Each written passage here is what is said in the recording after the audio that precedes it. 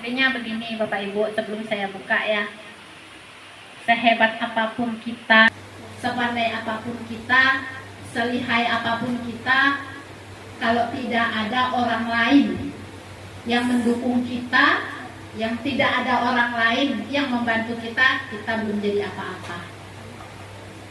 Jadi intinya saya ingin kita di sini berkolaborasi. Saya di sini bukan pandai, bukan mengajari, bukan menggurui. Kita semua ini sudah pandai. Tapi saya ingin berbagi sedikit kepada Bapak dan Ibu ya. Baik, Assalamualaikum warahmatullahi wabarakatuh. Berucap syukur kepada Allah Subhanahu wa taala yang telah memberikan kesehatan dan keselamatan kepada kita sehingga kita dapat berkumpul di ruangan tercinta kita ini. Selawat berangkai salam tak bosan-bosannya kita hadiahkan ke arwah junjungan Nabi besar yakni Nabi Muhammad SAW. Dengan perjuangan beliau kita sampai pada sesi ilmu modern, sesi ilmu berpengetahuan yang sangat luar biasa di zaman ini. Yang terhormat Bapak Kepala Sekolah yang selalu mensupport kita semuanya dan memfasilitasi apapun yang kita butuhkan di sekolah ini.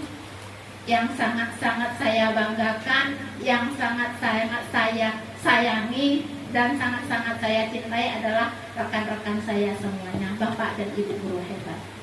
Baik, di sini pada kesempatan kali ini izinkan saya untuk berbagi sedikit tentang aksi nyata modul 1.4 yaitu budaya positif di sekolah.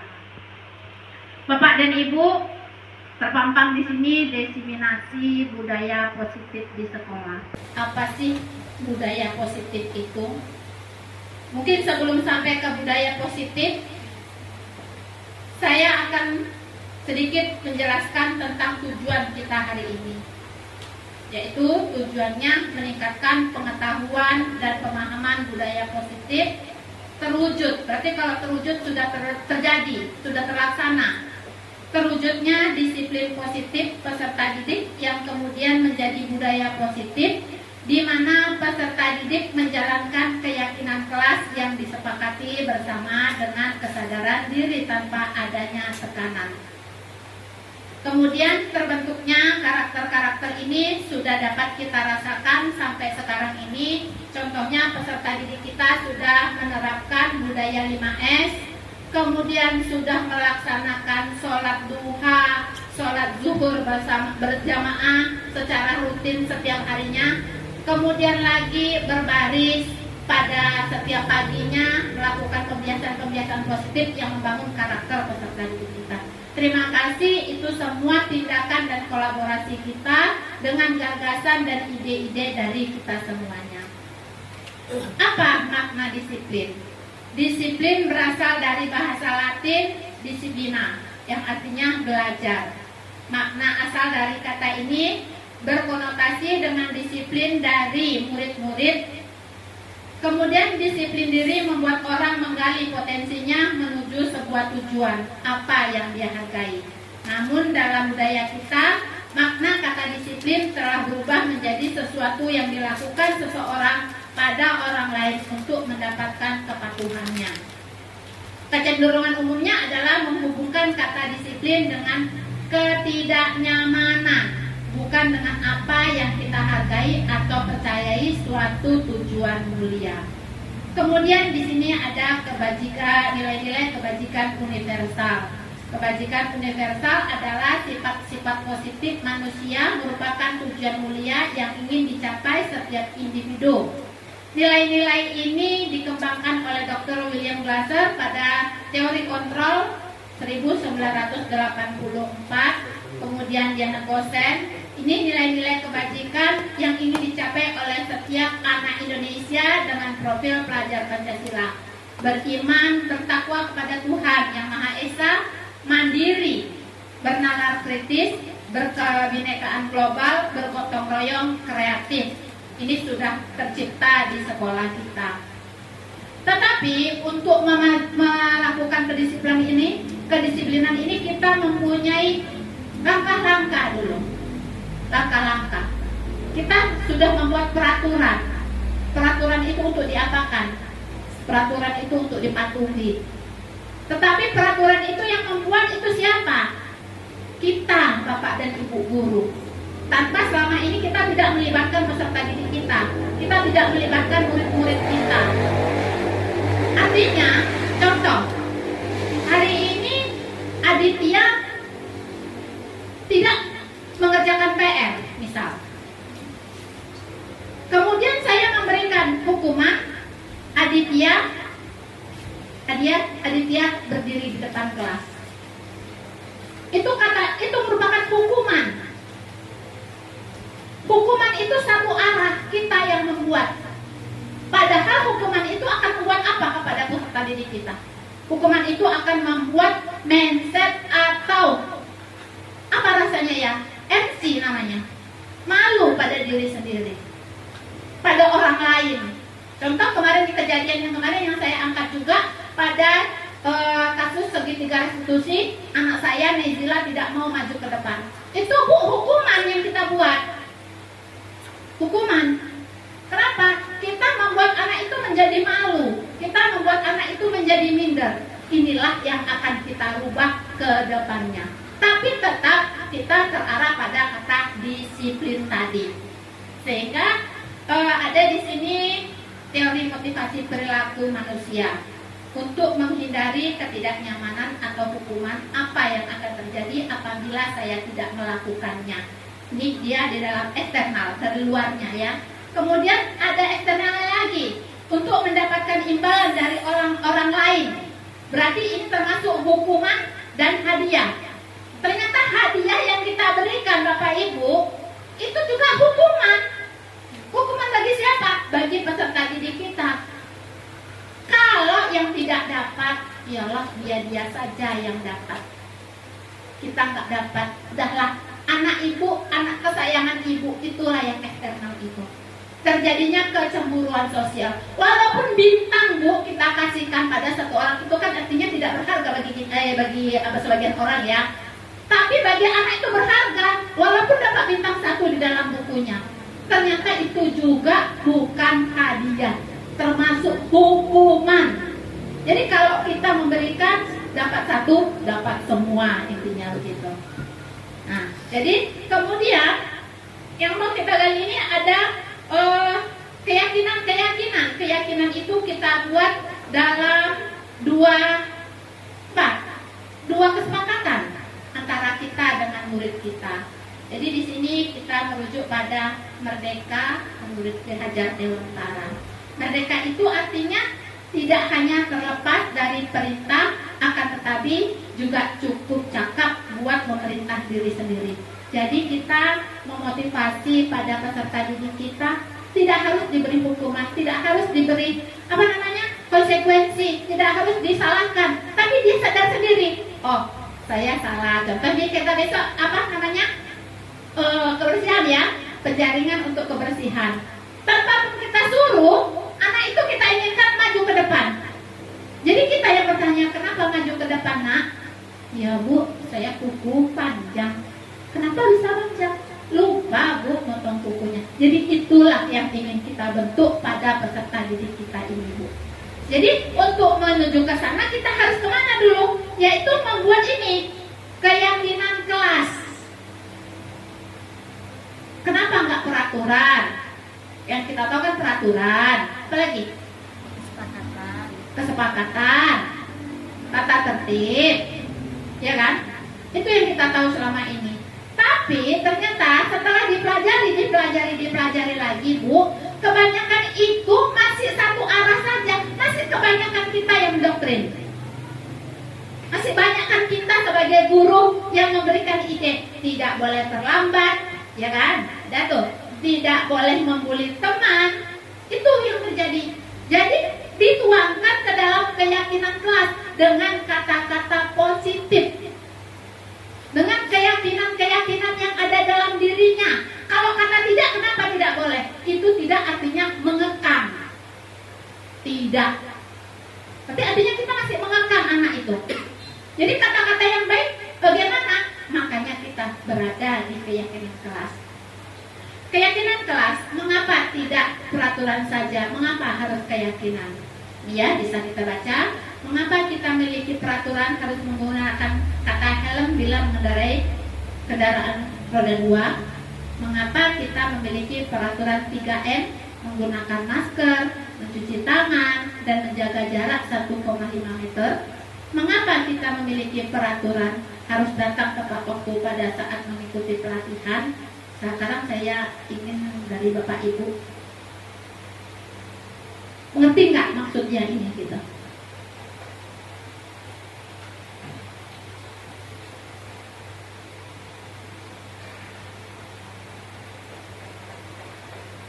Belum ya? Ya, terima kasih Bu Rika. Dari yang saya lihat itu kan ada mengapa tidak peraturan saja. Mengapa tidak peraturan saja? Mengapa harus keyakinan kelas? Itu kan ada poinnya. Mengapa Ya. kita memiliki peraturan harus menggunakan helm bila menggunakan kendaraan? Kalau yang itu tuh yang dibuat di situ tuh memang bukannya bertujuan untuk di dalam kelas atau di Ya. sekolah. Ini sebagai contoh Bu, example-nya gitu ya, example-nya contoh. Yang tujuan kita keyakinan kelas ini kita buat di dalam kelas. Di dalam kelas. Ini example. Contohnya ini untuk umum gitu. Ini masih example ya. Jadi kalau keyakinan kelas yang kita buat di sini, mengapa kita memiliki peraturan harus datang tepat waktu pada saat mengikuti pelatihan? Itu bisa kita ganti kata-katanya. Ini kan masih umum ini namanya. Ya, masih eksternal, bukan internal di dalam kelas gitu ya. Jadi ini bisa kita ganti. Kira-kira apa kata yang tepat kita buat keyakinan kita di dalam kelas gitu Ibu?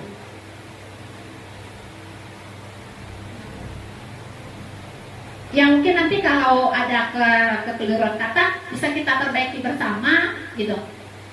Jadi kita mau membuat Ya contoh Bu, contoh Bu. Apa keyakinan kelas yang kira-kira akan kita terapkan ini di dalam kelas? Bukan hanya di kelas 1 saja, tapi sampai ke kelas 6 gitu. Kita di sini sambil belajar dan saya juga belajar, kita saling berbagi begitu. datang tepat waktu. Datang tepat waktu. Contoh ya, datang tepat waktu. Pasti semua kelas ini kan ada tuh kata-kata datang tepat waktu.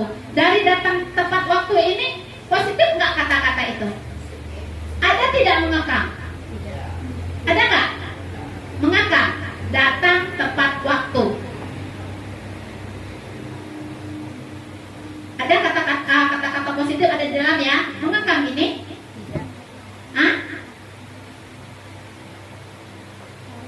Kalau menurut saya Bapak tidak. Kenapa? Tidak ada kata harusnya.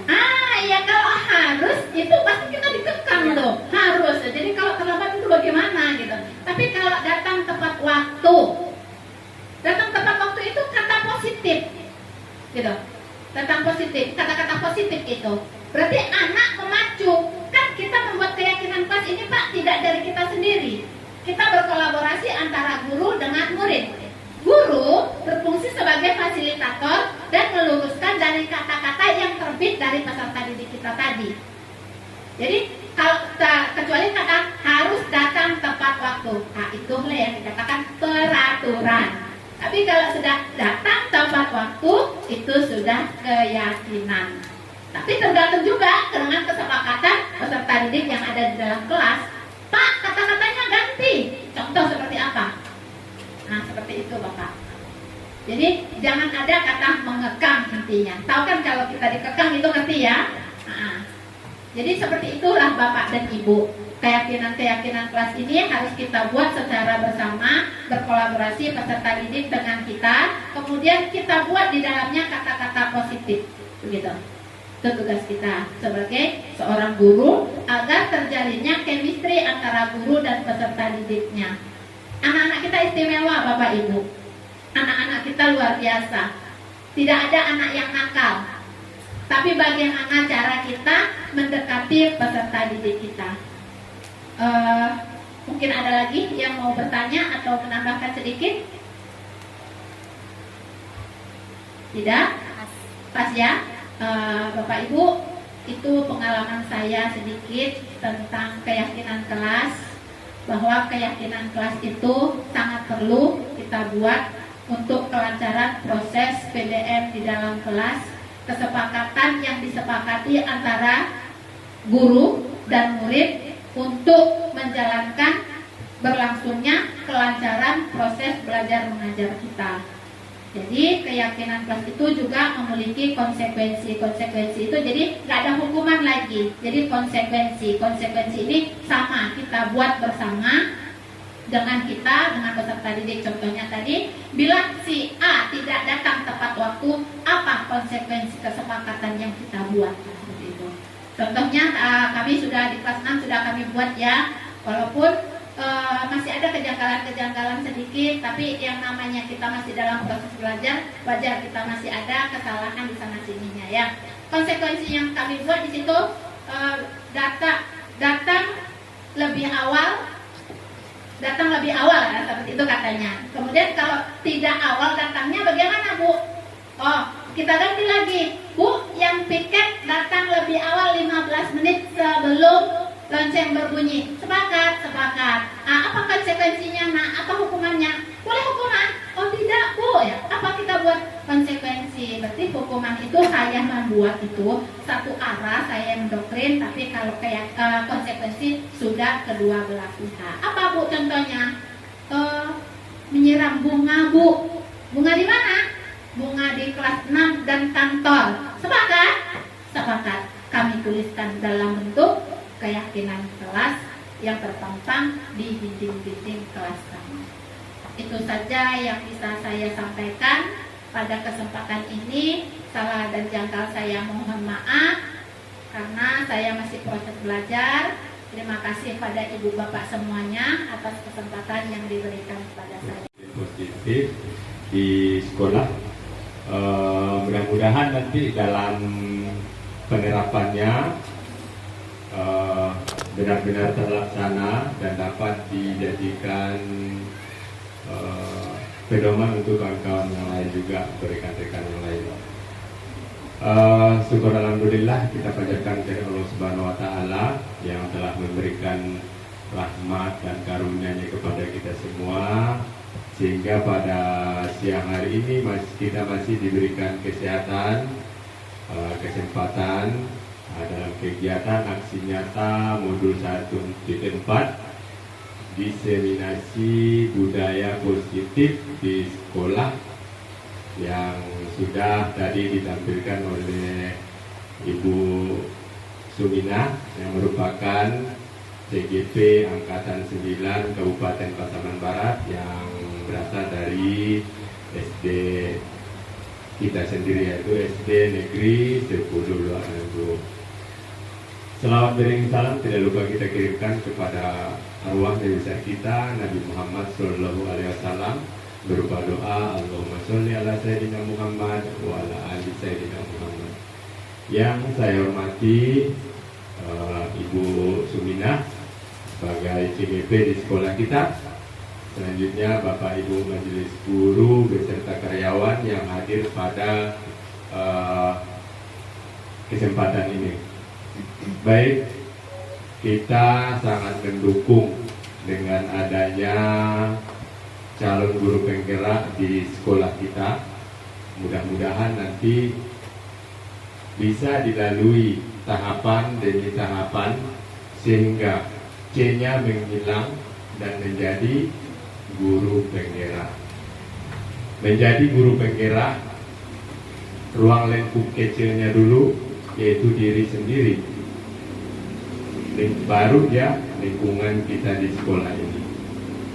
Ilmu-ilmu yang didapat di calon guru penggerak ini sangat berbanyak manfaatnya ya, untuk kita terapkan baik di lingkungan sekolah maupun di lingkungan kita sehari-hari. Kebetulan dari sekolah kita juga ada dua, saya sendiri juga merupakan calon guru penggerak. Ya, sudah sangat banyak ilmu. Sebenarnya yang sebelumnya itu, sebelum kita masuk guru penggerak itu sudah kita laksanakan sebagian. tapi kita tidak tahu apa yang sudah kita laksanakan tersebut.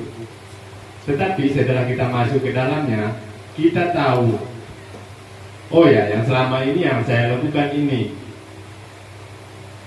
oh ya namanya ini. Nah, jadi tuh dengan kita masuk ke guru penggerak ini, ke program guru penggerak ini, kita banyak tahunya yang saya lakukan sebenarnya selama ini dia namanya. Oh ya, semua kegiatan yang saya lakukan perlu dokumentasi. Ya, seperti itu. Untuk apa? Untuk aksi nyatanya. Ya, sekarang tanpa dokumentasi, tanpa kita membuat dokumentasi tentang kegiatan kita, orang cuma mungkin beranggapan, oh ya, gitu, seperti itu. Tapi kalau kita membuat dokumentasi, itu otomatis ada bukti fisik bersama kita, memang benar-benar kita sudah melaksanakan. Jadi ini dia yang dilakukan oleh Bu Sumina yang sekarang, ya, dari aksi nyata yang sudah dilakukan, yang selebihnya itu tentang keyakinan kelas. Kalau Bu Sumina hari ini dia fokusnya ke keyakinan kelas. Jadi nanti ini yang sudah disampaikan oleh Bu Stu, itu mudah-mudahan nanti dapat juga diterapkan oleh teman-teman yang lain atau rekan-rekan yang lain di kelasnya masing-masing. Dan juga tentang budaya positif di sekolah kita. Coba kita terapkan bagaimana nanti supaya sekolah kita itu aman, nyaman rasanya bagi peserta, bagi murid kita untuk datang ke sekolah, belajar ke sekolah, sehingga tujuan dari yang disampaikan oleh Bapak Pendidikan kita, Bapak Ki Hajar Dewantara, kita jangan lupa kita itu menuntun, kita tahu kodrat alam dan kodrat zaman, kodrat awal dari anak ini sudah ada. Jadi kerja kita yang mana lagi bagiannya? Kita menuntun sampai dia mendapatkan apa yang dia cita-citakan. Sudah, itu saja yang dapat saya sampaikan pada kesempatan ini. Mudah-mudahan apa yang disampaikan oleh Bu Sum dapat kita terapkan juga. Billahi taufiq wal hidayah. Assalamualaikum warahmatullahi wabarakatuh.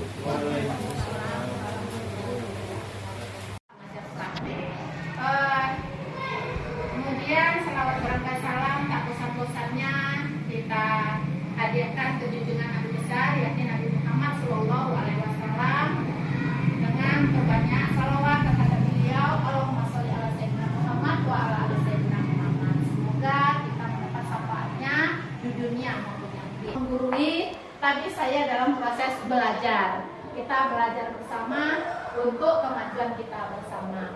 Di sini kegiatan saya yaitu adanya diskusi. Ini sebelum saya masuk sana, lupa ya, profil ini fasilitator saya, kemudian Bapak Gede saya dan saya sendiri. Kemudian tugas hari ini yaitu diskusi kelompok P, kelompok pendampingan individu 2, yaitu visi dan surakarsa perubahan keluarga sekolah SD Negeri 10 Luhan. Nanti tentunya ada kesalahan-kesalahan mungkin yang saya tidak sengaja, mohon sangat dimaafkan sekali karena kita dalam proses belajar dan mengajar. Kemudian lagi kita masuk dalam hasil selanjutnya, yaitu dalam suatu forum kita tentu ada kesepakatan. Ini sudah kita lakukan di kelas kita masing-masing. Tentu tidak ada salahnya kita lakukan juga kesepakatan ini di ruangan ini. Yang sudah saya tuliskan ada yaitu yang pertama saling menghormati, yang kedua berbicara setelah dipersilakan. Apakah menurut Bapak dan Ibu ada yang mau kita tambahkan lagi? Ya, Pak. Mungkin Busum, kalau kita tambahkan dengan minta izin kalau mau keluar dari ruangan, misalnya mau ke kamar mandi atau misalnya nanti mau ke, pokoknya keluar dari ruangan ini. Tapi izin apabila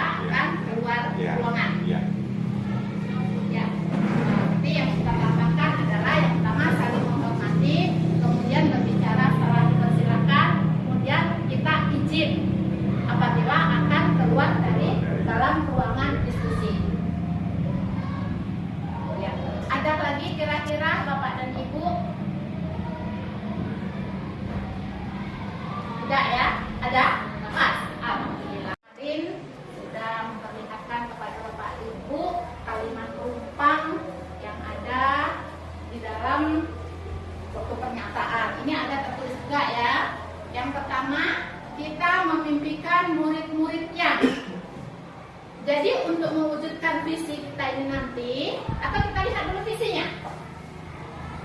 Boleh? Ya, kita lihat dulu visinya. Oke. Nah, ini visi kita.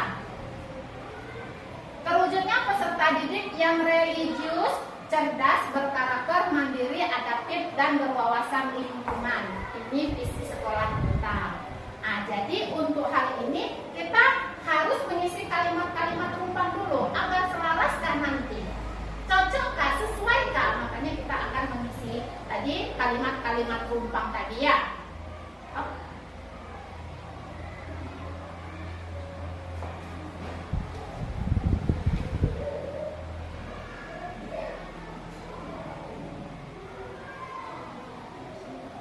Tentang cita-cita untuk murid. Nah, jadi kita berkolaborasi di sini dengan Bapak Ibu semuanya. Yang pertama kita akan menuliskan bagaimana kita memimpikan murid-murid yang ada di sekolah kita. Baik, saya akan membagikan stick note. Kemudian Bapak dan Ibu menuliskan di sini. Yang pertama kita memimpikan murid-murid yang bagaimana untuk kedepannya.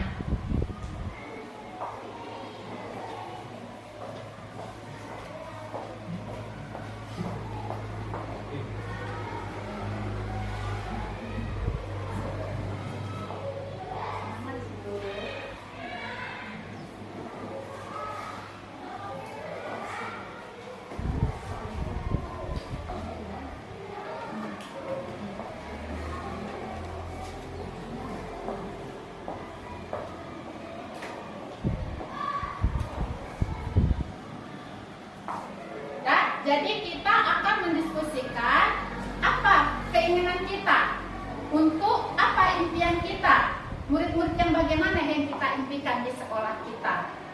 Ini yang akan kita tuliskan dari kalimat rumpang tadi. Terima kasih. Ya. Kita memimpikan murid-muridnya.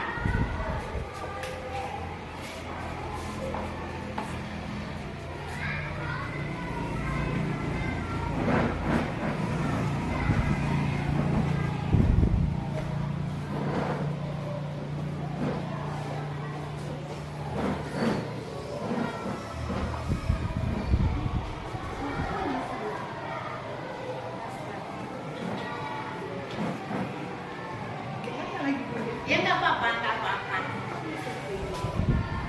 Balik, balik aja.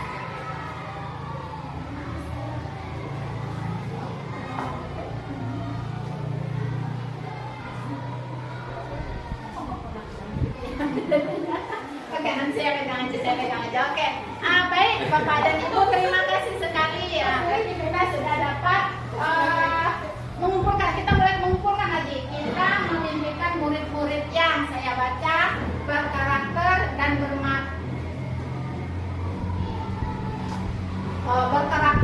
berakhlak mulia, menjunjung tinggi nilai kemanusiaan serta agamis. Kemudian kita memimpikan murid yang religius, cerdas, berkarakter, mandiri, adaptif, memiliki wahana. Ini tangan. Ayo dong. Tangan kanan, Ini tangan kiri. Tangan kanan ada jempolnya. Tangan kiri ada kelingkingnya. Sekali lagi. Tangan Kanan ada jempolnya, tangan kiri ada kelingkingnya. Ayo putar, ayo putar, Ayo putar, ayo putar, ayo putar, ayo putar, ayo putar, ayo putar, ayo putar, ayo. Sekali lagi. Tangan Kanan ada jempolnya, tangan kiri ada kelingkingnya. Tangan kanan ada jempolnya, tangan kiri ada kelingkingnya. Ayo putar, ayo putar, ayo putar, ayo putar, ayo putar, ayo putar. Oke. Atas bawah ini namanya permainan boom. Boom. Permainan boom. Jadi kalau nanti saya katakan up ke atas, tapi yang di bawah naik ke atas ya. Up. Kalau saya katakan tangan di atas, turun. Paham? Paham. Kalau saya bilang shake, putar. Putar shake. Boom. Paham? Boom. Boom. Berarti kita mencari teman kita. Boom. Iya. Dan Yang shake-nya tadi? Yang shake-nya tadi berdua. Shake, ya Pak. Ya. Shake. Setelah di shake, boom, saya bilang boom. Jadi usahakan tangan kita menghindar. Oh, boom. Ah, ya, oke. Waduh, boom menghindar ya. Boom. Nah, Oh, kena. ada yang menghindar, ada yang boom ya. Ya. Nah, 1, 2, 3. Down,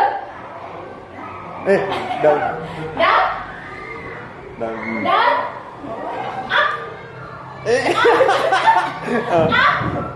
down. Shake. Ulang.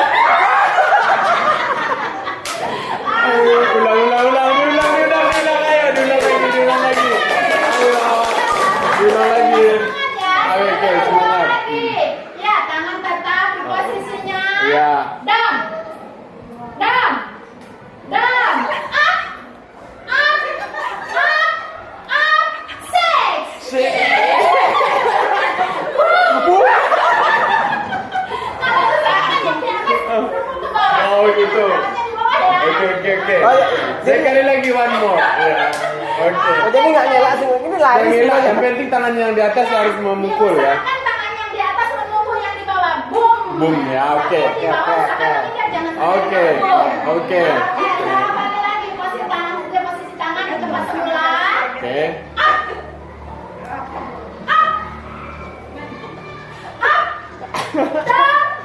Dan shake.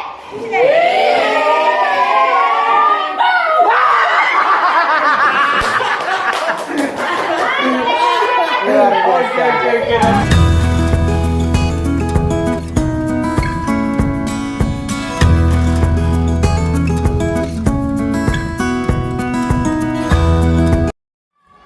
Assalamualaikum warahmatullahi wabarakatuh. Perkenalkan, nama saya Muhammad Rian Hidayat, salah satu guru di SDN Negeri 10 Luhak Nanduo.